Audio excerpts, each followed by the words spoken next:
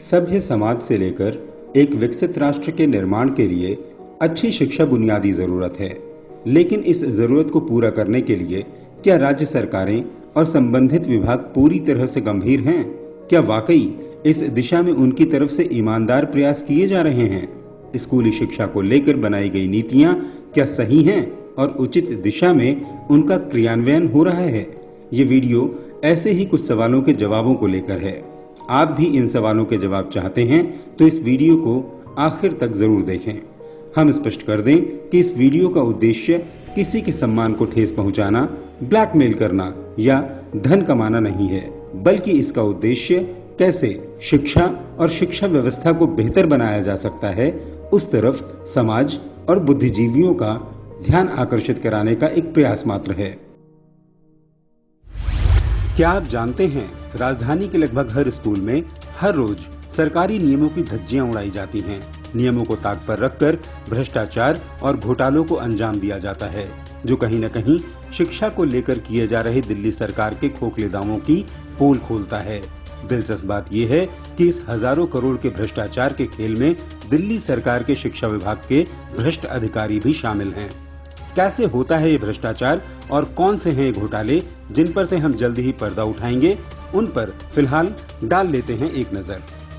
ये घोटाले हैं करंट ड्यूटी चार्ज अधिकारियों का घोटाला, पोस्ट फिक्सेशन घोटाला, पीडब्ल्यूडी फंड घोटाला, संविदा चौकीदार घोटाला, संविदा सफाई कर्मचारी घोटाला, कॉन्ट्रैक्ट टीचर घोटाला, कंप्यूटर निविदा घोटाला, स्टेशनरी घोटाला, मिड डे मील घोटाला, टूर यानी यात्रा संबंधी घोटाला, पब्लिक स्कूल ब्रांच घोटाला। इसके अलावा स्कूलों के खेल विभाग में विद्यार्थियों के चयन, अल्पाहार, छात्रवृत्ति, साथ ही प्रशिक्षकों की नियुक्ति एवं पदोन्नति को लेकर होने वाला पक्षपात भी किसी से छुपा हुआ नहीं है। अब बात करते हैं दिल्ली में सरकारी अनुदान प्राप्त और यहाँ मौजूद निजी स्कूल में चल रही अनियमितताओं की। बात अनुदान प्राप्त करने वाले स्कूलों की करें तो वहाँ स्कूल मैनेजमेंट और शिक्षा विभाग के अधिकारियों की मिलीभगत के द्वारा आम आदमी की गाढ़ी कमाई से हर साल करीब 1000 करोड़ रुपए से ज्यादा की रकम का गबन कर लिया जाता है।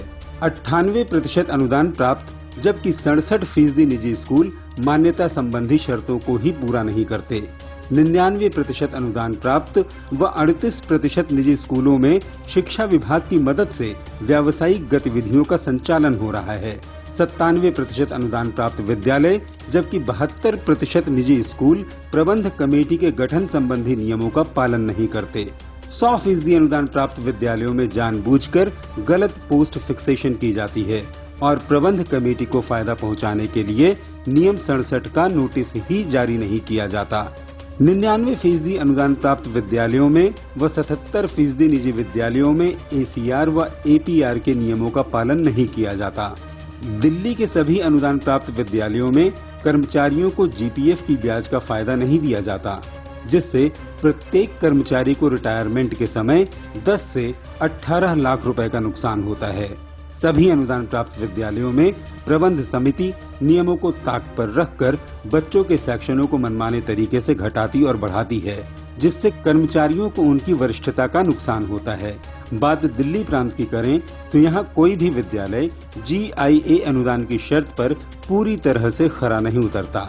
इसके अलावा प्रबंध समिति व प्रधानाचार्य द्वारा शिक्षा विभाग को जमा कराई जाने वाली 5% राशि जबरदस्ती कर्मचारियों से कैश या चेक के रूप में जबरन वसूल कर ली जाती है।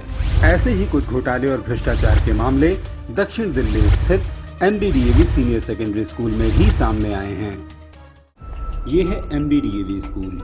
इसकी बिल्डिंग को देखें, ये कोई स्कूल कम और एक शॉपिंग मॉल ज्यादा नजर आता है। इसके मेन गेट के दोनों तरफ शानदार दुकानें और शोरूम इस बात की गवाही देते हैं। दशकों पहले इस स्कूल के प्रबंधकों ने पैसों की कमी की वजह से इस स्कूल को दिल्ली सरकार के सुपुर्द कर दिया था, लेकिन तब शिक्षा निदेशालय के भ्रष्ट अफसरानों ने स्कूल प्रबंधकों से मिलीभगत करके यहाँ दुकानें बनवा दी थीं। इसके बाद निदेशालय ने इस स्कूल को वापस फर्जीवाड़ा करने वाले प्रबंधकों को सौंप दिया था। इस तरह सरकारी अधिकारियों के साथ साथ स्कूल प्रबंधकों को भी बैठे बिठाए प्रतिमाह करोड़ों रुपयों की आय होने लगी। दिलचस्प बात यह है कि दशकों पहले शुरू हुआ वो सिलसिला आज भी यथावत जारी है। इस स्कूल की मान्यता और इसे मिल रहे सरकारी अनुदान पर भी कई सवाल उठे हैं, जिसका स्कूल प्रबंधन और शिक्षा अधिकारी कोई संतोषजनक जवाब देने में असमर्थ रहे हैं। गौर करने की बात यह भी है कि MBDAV स्कूल को सालाना 5 करोड़ रुपए का अनुदान मिलता है, लेकिन शिक्षा निदेशालय की तरफ से यह अनुदान स्कूल के ऐसे प्रबंधकों को जारी किया जा रहा है जिन्हें खुद शिक्षा अधिकारी अवैधानिक करार कर चुके हैं। दिलचस्प ये भी है कि प्रबंधकों के अवैधानिक होने की जानकारी दिल्ली सरकार व दिल्ली के शिक्षा निदेशक को भी है। प्रबंधकों और शिक्षा अधिकारियों की मिलीभगत व पैसों की हवस ने उन्हें इतना मजबूर कर दिया है कि इन सब ने मिलकर दिल्ली के माननीय उपराज्यपाल के आदेश और दिल्ली के स्कूली शिक्षा नियमों को ताक पर रखकर MBDAV स्कूल के प्राइमरी विंग को भी खत्म कर दिया। फिर उसके बदले स्कूल के भवन में ही DAV मॉडल स्कूल के नाम से एक नया पब्लिक स्कूल बना दिया। उस समय के शिक्षा निदेशक व उप शिक्षा अधिकारी का स्पष्ट आदेश था कि एक भवन में 2 विद्यालय नहीं हो सकते। भवन में किसी व्यावसायिक या फिर मुनाफा प्राप्त करने वाली गतिविधि का संचालन भी नहीं हो सकता। इसके अलावा उन अधिकारियों ने पूर्व के वर्षों से दुकानों के रूप में चल रही व्यावसायिक गतिविधियों को फौरन बंद करने का आदेश भी दिया था, लेकिन उसे नजरअंदाज करते हुए DAV मॉडल स्कूल को मान्यता दे दी गई। शिक्षा विभाग के भ्रष्ट अधिकारी स्कूल को मान्यता देने के लिए इस कदर व्याकुल थे कि उन्होंने इस स्कूल के 50 फुट लंबे और महज 3 फुट की चौड़ाई वाले गलीनुमा निकास द्वार को भी नजरअंदाज कर दिया। जाहिर है उन अधिकारियों ने स्कूल के छात्रों और कर्मचारियों की सुरक्षा के प्रति अपनी कोई जिम्मेदारी नहीं समझी। अब आपको MBDAV स्कूल के मेन गेट की तरफ ले चलते हैं। देखिए, इस स्कूल के मेन गेट की ही सिधाई में एक और गेट है। इन दोनों गेटों के बीच महज 31 फुट का फासला है।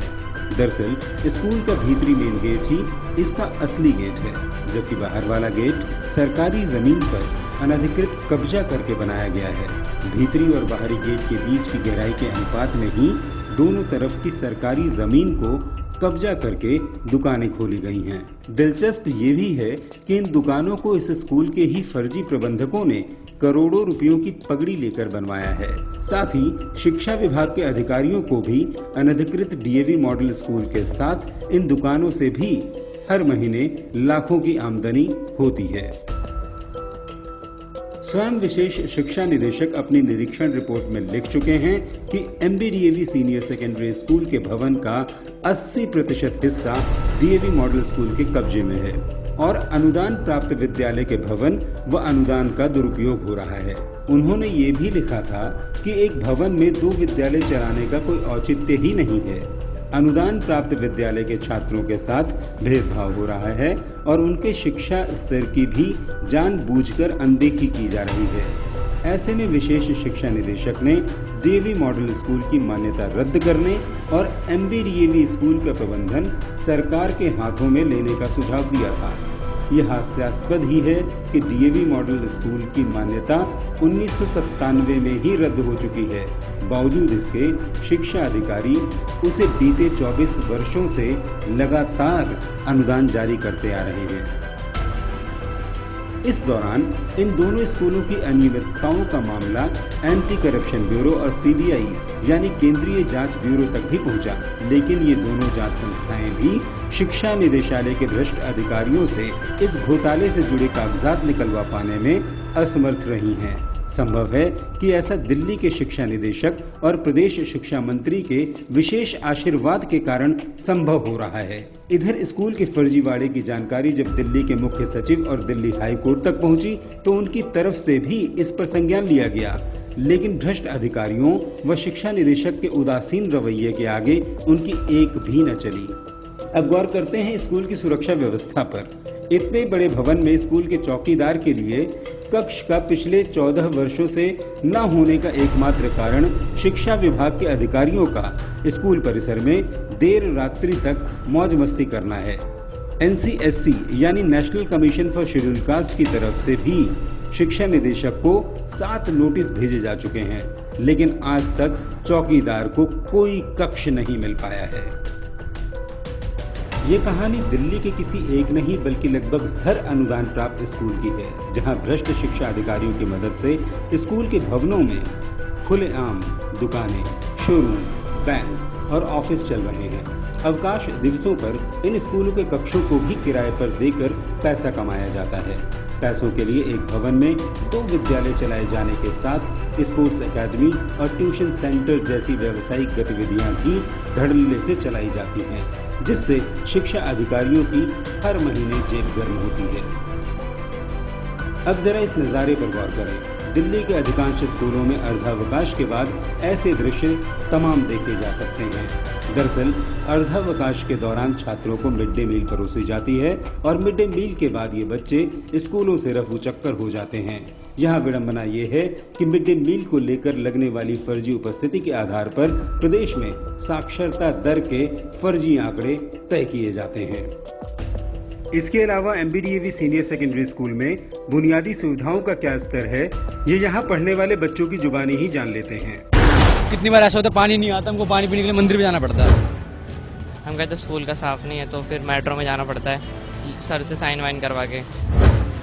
वॉशरूम वगैरह टूटा रहता है से, और मतलब हमें जाना होता है तो मेट्रो का यूज़ करते हैं हम, या फिर बाहर ही जाते कहीं। मैम वॉशरूम के ज़्यादातर गंदा ही रहता है, लेकिन जब ज़्यादा इमरजेंसी होती है तो यूज़ करना पड़ता है, नहीं तो ज़्यादातर मेट्रो में जाना पड़ता है। स्कूलों में राउंड लगता है तो हमारे स्कूल में जब साफ सफाई होती है, पानी नहीं है, साबुन नहीं है, कुछ भी नहीं है। ये हकीकत देश के किसी दूरदराज के इलाके की नहीं बल्कि राजधानी दिल्ली की है। दिल्ली के सरकारी स्कूलों में टॉयलेट की हालत ऐसी है कि बच्चों को जरूरत पड़ने पर पास के मेट्रो स्टेशन के शौचालय में जाना पड़ता है। हमारी पड़ताल का पहला पड़ाव था ग्रीन पार्क का MBDAV school. MBDAV school, green park, Delhi. Rashtrapati Bhavan से महज 7 किलोमीटर दूर और देश की संसद से सिर्फ 9 किलोमीटर दूर मौजूद इस स्कूल में पढ़ने वाले बच्चे आज भी स्कूल परिसर में टॉयलेट जैसी बुनियादी सुविधा से महरूम हैं। छात्रों के मुताबिक स्कूल में सिर्फ एक ही टॉयलेट है और उसे सिर्फ टीचर इस्तेमाल कर सकते हैं। बच्चों के लिए केवल यूरिनल की व्यवस्था है, लेकिन टॉयलेट के लिए उन्हें पास के ग्रीन पार्क मेट्रो स्टेशन जाना पड़ता है। प्रिंसिपल के दावों की पड़ताल के लिए जब ABP न्यूज की टीम स्कूल में दाखिल हुई तो अचानक सफाई अभियान में तेजी आ गई। छात्रों ने दावा किया कि ये सब सिर्फ दिखावे के लिए हो रहा है।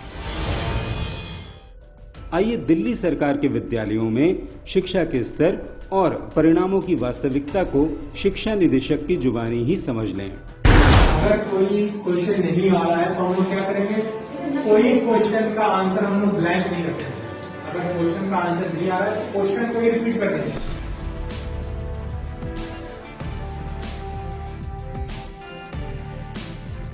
हमें ब्लैंक कुछ नहीं छोड़ना है,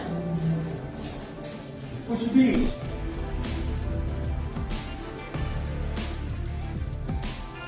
अगर क्वेश्चन का आंसर नहीं आ रहा है तो क्वेश्चन को ही रिपीट कर देंगे, लिख देंगे।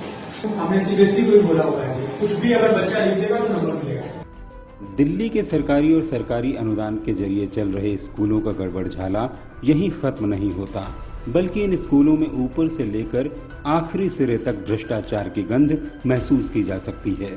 शिक्षा मंत्री व गवर्नर ऑफिस की आपसी खींचतान में अक्सर महत्वपूर्ण फाइलें अधर में लटकी रह जाती हैं, जिसकी एवज में हजारों करोड़ रुपयों का खेल किसी अंतिम निर्णय तक पहुंचने के अभाव में लगातार चलता रहता है।